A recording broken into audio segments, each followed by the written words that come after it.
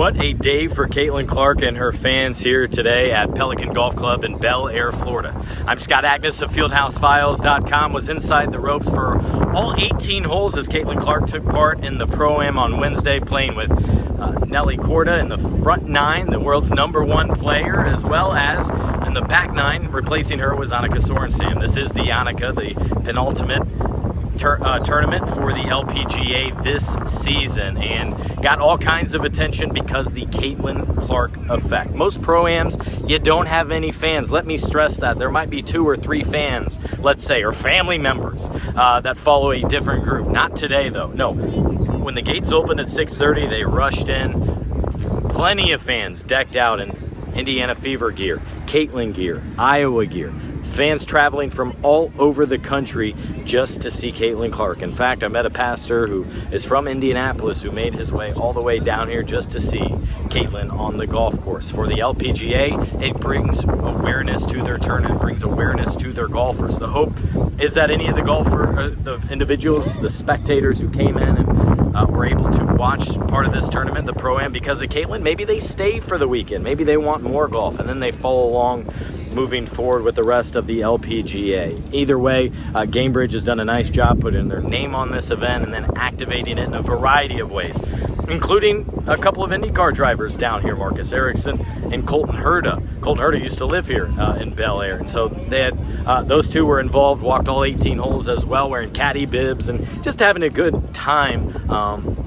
As all the eyes were on Caitlyn Clark, as you would expect, throughout the entire 18. They stayed with them. Fortunately, it was a quick round of golf, 2 hours, front 9, back 9 each, so it was about 4 hours, and so Caitlyn in and out of here in about 24 hours for what she was able to get accomplished yesterday with the women's leadership event, the summit, talking to a couple different groups there. She had a couple media opportunities as well. She had a couple more sponsorship activations before later in the day she was able to change clothes, relax a little bit. I'd say, ooh, that's how windy it is here on this back 9 at Pelican Golf Club. It's something that golfers did not have to deal with in the front 9. The sun wasn't really out either for the front 9, but I like to be real, just like Caitlyn does with you. So we're going to keep that one in there. But it was a shamble, so all golfers teed off.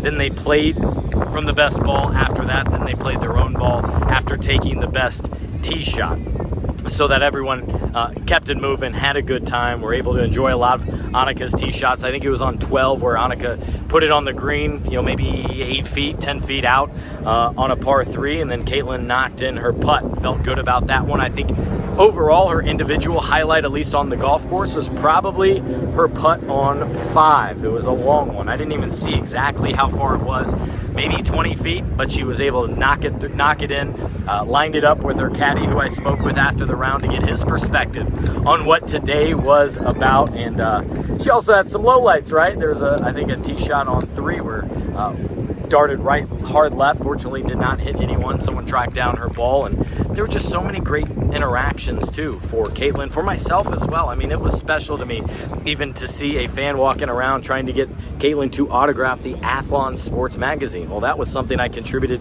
3 stories in, including one featuring Caitlyn's year, rehashing what this year was like for Caitlyn from a basketball perspective, being Rookie of the Year, 4th in MVP voting. And so I think Caitlyn had a nice time out here. I think she would have liked it to play better, but look, when you're not playing very much, when you can't play as often as she would like, you're going to have some struggles. But the biggest telltale point to me was how many golfers and those involved in the tournament wanted to interact with her. Nelly Korda gave her 4 autographed balls on the way out and said, hey, by the way, I want a basketball. Can you send me an autographed basketball? So Caitlyn said she's going to make that happen. And several other golfers on 18 go up to Caitlyn and want to get a photo. And there's very much a Caitlyn Clark effect that we saw out on this court, both in terms of patrons and in terms of golfers involved in this event that wanted to be around that, be in that bubble, and feel what she feels. And the hope is that it helps bring awareness to the women's game. It brings awareness to other women's sports outside of the WNBA and outside of basketball as well. So we will see if that can transcend different sports there. And it was just telling too. I mean, Nelly Korda, after her 9 holes, going inside talking about just how relaxed, how comfortable comfortable Caitlyn looked, how free and fun she was having out on the course, which is a good thing because you certainly knew she felt some pressure. She had acknowledged that she was nervous going into this, and that surprised me a little bit because going into basketball games, she's not nervous, but you got to realize that's where she excels. That's where she's most confident. So coming out here where she's not playing a lot, she didn't get a practice round in, only hit about 25 balls on the range around 6:45 before teeing off at 7 a.m. first on the tee. That doesn't give you a ton of confidence, right, going into your round. And you realize this is for the spectators, this is for your sponsors, this is for all those fans out there that enjoy what she does. And she can make light of the low moments and have a lot of fun with the high moments as well, because believe me, there were many of them, from several good drives to a couple great putts. There's a chip that rolled within 8 feet, and she was able to knock down the putt as well. I got a lot of video out on the course I'll put together over the next few days and see what I can cobble together, because I know a lot of you fans could not make it. You're in the middle of the week, you're across the country, but you want to see what she looks like in this different arena, of course, being the arena of golf. And this is a sport Caitlyn grew up playing since she was like 4 or 5, remembers playing as often as she could. She loves the mental challenge, and the difference in basketball is this is an individual sport. This is not team. You do have your caddy, but how well you do or how poorly you do is a direct reflection on you and how you are playing. I've had a great last couple of days here at Pelican Golf Club. Warm reception. Ticket sales for today's Pro-Am were up 1,200% of what they normally are. And by the look of the crowd, I'm guessing that was a low projection, because people were everywhere, and they were everywhere because of Caitlyn, which we're all, of course, familiar with, just because of what she has meant to the WNBA over the last year. And actually, not even the last year. She's only been a part of the league since mid-April, but easily the most followed player in the league. You see the Fever socials, their followers go way up, and now she plans to play more golf coming up on Thanksgiving weekend, where she'll head to Arizona. Notably, the Butler men's basketball team is heading to Arizona to play in a Thanksgiving tournament. And so with Connor, her boyfriend, out there, she's going to head out there as well, and of course get some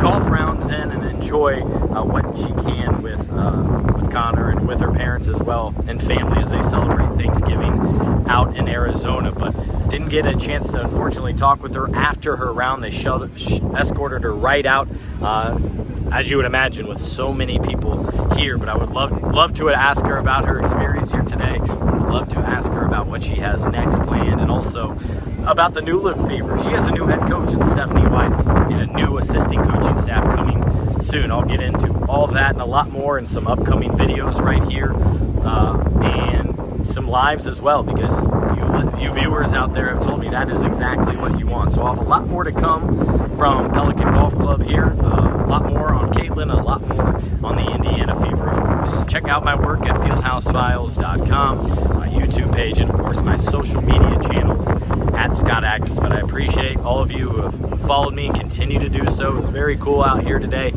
hearing probably a half dozen individuals come up to me. A couple recognized, a couple asked, "Hey, wait, are you Scott? I've been following you. I've been seeing all your work." And that's not a reflection of me. That's a direct reflection of Caitlyn and fans wanting all the coverage that they can get of Caitlyn Clark. So I brought it to you, the only reporter from Indianapolis right here, and basketball, actually. That surprised me. No national ESPN reporter, no national reporter from anywhere, just to cover the Caitlyn angle.